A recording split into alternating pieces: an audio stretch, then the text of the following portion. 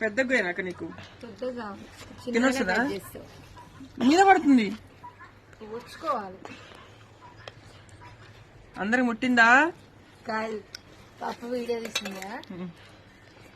ఆ ప్రాణం అంతా లేదు, ఊరించి కూడా తినాలి. ఇదొక వీడియో తీసుకో. బాగుంది. పప్పు తిను, కొంచెం కూడా పప్పుకి. అమ్ములు అలిగింది ఎలా ఉందో శివ వేస్తుందో చూడండి. రాజేశ్వర అగ్రికల్చర్ లో చూడండి. లేదండి చూడండి పోతూనే ఉంది అమ్ములు.